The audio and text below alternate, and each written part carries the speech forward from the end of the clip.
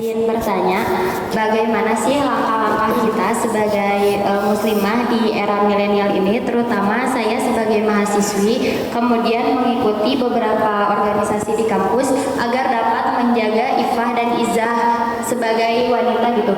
Karena setiap lingkungan di organisasi itu berbeda-beda dan kultur di organisasi tersebut berbeda-beda. Nah, bagaimana sih agar kita dapat tetap menjaga iffah dan izah kita di lingkungan tersebut? Terima kasih. Langsung aja. Oke, Masya Allah, barakallahu fiik. Yes. Karena salah satu life purpose secara khusus untuk para perempuan adalah menjaga al-iffah wal izzah. Izzatun nafs. Izzatun nafs itu artinya our integrity, integritas kita, value seorang perempuan itu dari kita izzah, iffahnya kita jaga atau enggak.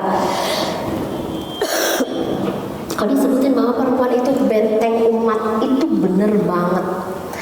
Kalau perempuannya kasiat, ariyat, ma'ilat, mumilat, ini hancur umat.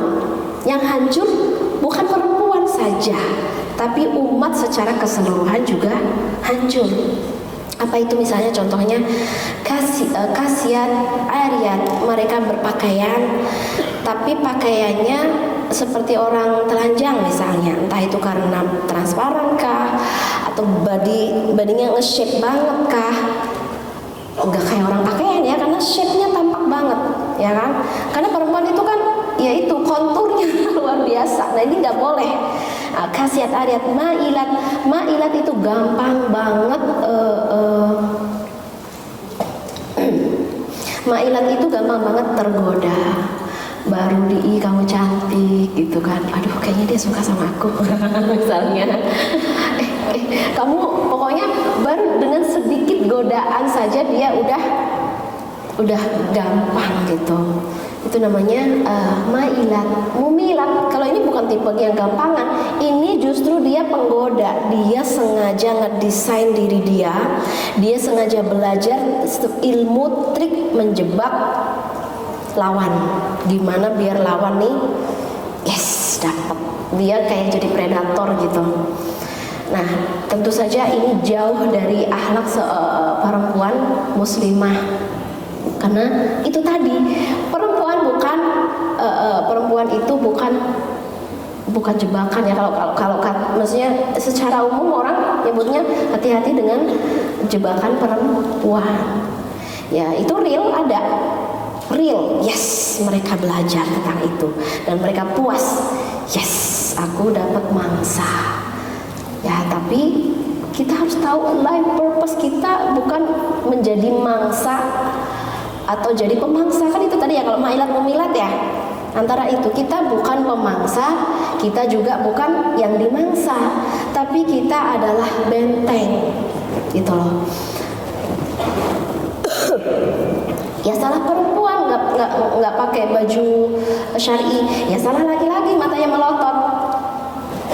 Mau sampai kapan kondisi kayak gini? Ya salah perempuan cantik gitu kan. Ya salah laki-laki tergoda. Ya mau sampai kapan saling nyalahin gitu. Makanya konsep al-izzah wal iffah kita sebagai benteng, ini salah satu life purpose kita.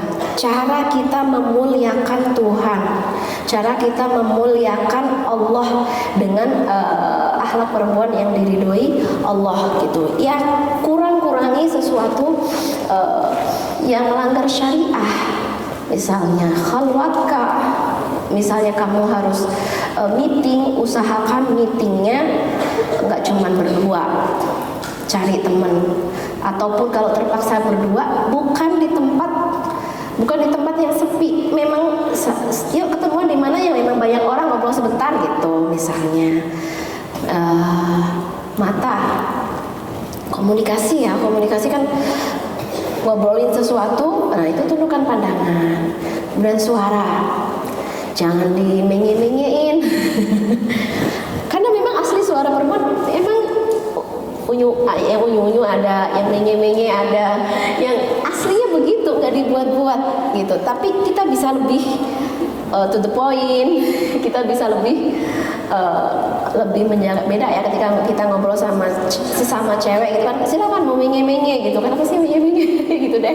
Tapi kalau kamu ngobrol sama cowok dan kamu menye-menye, maaf, itu bisa jadi mereka akan menafsirkan, oh dia sedang yes, lucu loh suaranya gitu, bagus loh apanya gitu deh ya. Meskipun itu nggak ada batasannya secara jelas ya, makanya batasannya hati-hati. Tapi aku udah hati-hati banget Ustazah, tapi masih banyak yang tergoda. Misalnya, nah kamu harus bisa membangun boundary. Boundary itu sebuah batasan supaya kamu tetap nyaman. Batasannya apa? Ketika di hati kamu ada nyaman, berarti kamu sudah berada di dalam iman. Tapi kamu kok resah, kok cemas, kok nggak nyaman. Oh, itu berarti memang kamu di zona yang tidak aman. Dan kamu harus membuat batasannya sendiri. Apa ya yang bikin aku nggak aman gitu? Apakah gaya bicara aku, gaya pakaian aku, atau parfum aku, atau make up aku? Misalnya kita pakai sesuatu gitu ya,